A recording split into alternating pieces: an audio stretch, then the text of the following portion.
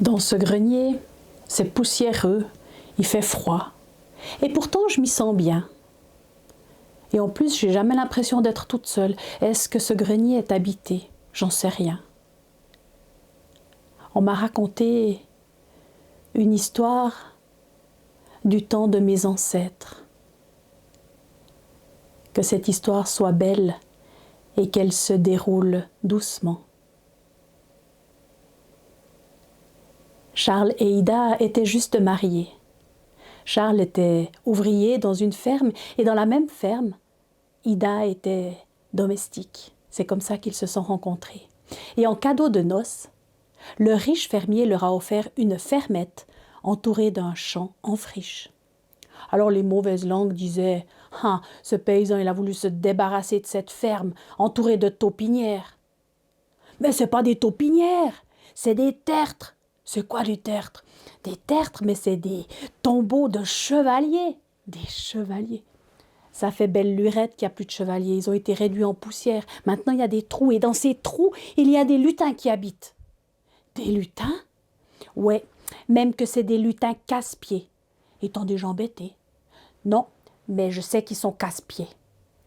Alors d'autres personnes qui étaient bienveillantes disaient « Charles et Ida, ils vont se plaire dans cette petite ferme, même si c'est entouré de champs en friche. » Et effectivement, ils ont vécu des jours heureux dans leur ferme, Charles et Ida. Voilà comment ça s'est passé. Ils se sont installés et quelques jours plus tard, ils étaient tranquillement assis à table, en train de discuter de tout et de rien, quand ça a frappé chez eux. Charles s'est levé, il est allé ouvrir la porte, et il y avait devant lui un bonhomme avec un bonnet rouge, qu'il a salué. « Bonsoir, monsieur. » C'était un homme étrange. Il avait un grand tablier de cuir bien épais, il avait des longs cheveux blonds, une barbe blonde et longue, et puis il avait une bosse entre les omoplates.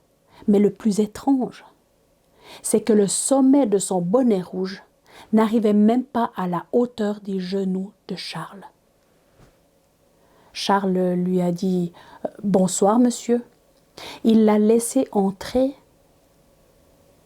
Et quand le petit homme est arrivé, il s'est assis à la table de la cuisine où il y avait déjà Ida. Ils se sont salués. « Bonjour madame, bonjour monsieur ». Ida a proposé du pain et du sel. C'était un signe d'hospitalité. Et puis, le petit homme a regardé Charles. Il a regardé Ida. Et puis il a dit « Je vois que vos visages sont charmants. Et je vois aussi que vous vous posez plein de questions. Je ne suis pas qu'un lutin. Je suis aussi marié, père de famille et maréchal ferrant. J'habite dans un tertre de guerriers. Et je suis là au nom du bon petit peuple des tertres, envoyé par mon roi pour vous souhaiter la bienvenue. » Alors en même temps, Charles et Ida ont dit merci. Et puis le petit bonhomme a continué. Il leur a expliqué que son peuple vivait dans ces tertres depuis des siècles. Et puis qu'ils avaient observé Charles et Ida depuis les quelques jours qu'ils étaient là. Et qu'ils les trouvaient charmants. Et qu'ils étaient contents qu'ils soient là. Alors Charles et Ida se sont excusés. Oh, mais on ne savait pas que nous allions vivre sur vos terres. Le lutin a dit, les terres appartiennent à personne. Il faut juste qu'on en prenne soin. Et je crois que vous saurez le faire. Et c'est comme ça que Charles et Ida ont fait connaissance avec le bon petit peuple des tertres. Ils se sont fait une confiance mutuelle.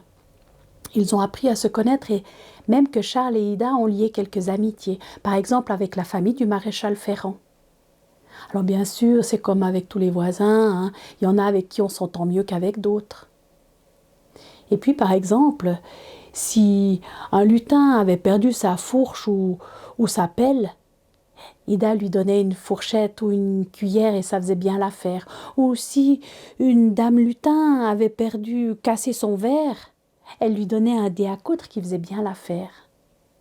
Et quand Charles et Ida ont eu leur premier enfant, le bon petit peuple des Tertres est arrivé chez eux dans la ferme avec plein de paquets. Ils avaient tricoté des chaussons, des barbotières et puis des couvertures. Et c'était un travail de titan pour ces lutins. Une année, il y a eu la sécheresse. Charles a presque rien récolté cette année-là. Il n'a même pas eu de quoi ferrer à nouveau son cheval. Eh bien, un soir, il y a eu du bruit dans l'écurie. Charles est allé voir. Son cheval était couché par terre et à chaque patte, il y avait quelques lutins. Certains étaient en train d'essayer d'enlever le fer à cheval et à l'autre, il y avait déjà des lutins qui nettoyaient le sabot. Et à une des pattes, il y avait son ami maréchal Ferrand qui était en train de ferrer à nouveau le cheval. Et c'est comme ça qu'ils ont vécu pendant des années, prenant soin les uns des autres. Un soir, ça a frappé à la porte chez Charles et Ida. C'était un soir d'hiver où il faisait très très froid. Charles est allé ouvrir. Il y avait le maréchal Ferrand. Il n'avait pas son bonnet rouge cette fois-ci. Il avait un bonnet de laine tricoté, un bonnet couleur crème. Et sur lui, il avait un manteau de la même couleur. Charles l'a regardé, il lui a dit « Mais t'es en train de partir ?» Alors le maréchal Ferrand lui a expliqué « Tu sais, Charles, il n'y a plus de place pour nous ici. Regarde, il n'y a plus de campagne. Il n'y a plus que des maisons, des maisons, des maisons partout. Et puis, tu sais, nous, on a besoin de la campagne. Et puis les gens d'ici, ils ne savent même pas qui on est. Tu vois, il y en a qui nous appellent les lutins, il y en a qui nous appellent les farfadets, les corrigans. Personne ne sait qui on est exactement. On a besoin de nouvelles terres. On va partir avec mon peuple en direction du nord. Comme on va partir, notre roi aimerait bien vous dire au revoir. Suivez-moi.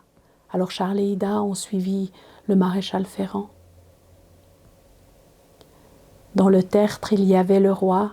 Il tenait dans sa main un bâton de pèlerin.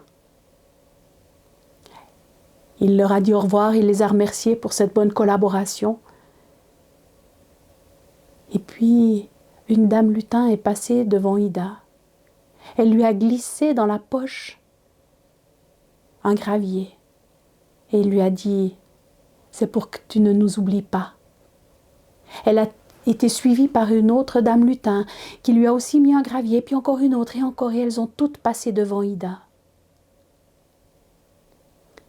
Charles et Ida ont dit au revoir à tous les lutins, à ce bon peuple des Tertres. Le lendemain, quand Ida a mis la main dans sa poche, elle a voulu mettre les graviers dans une boîte en souvenir.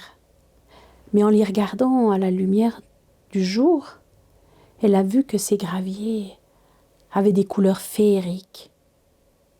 Il y avait du vert qui tirait sur le bronze, il y avait même du bleu qui tournait vers l'ambre. Et le gris était incroyable. C'était un gris qui allait jusqu'au noir profond. Ça l'a interpellée. Ces couleurs lui disaient quelque chose. Et soudain, elle s'est souvenue. C'étaient les couleurs des yeux des lutins du bon peuple des Tertres.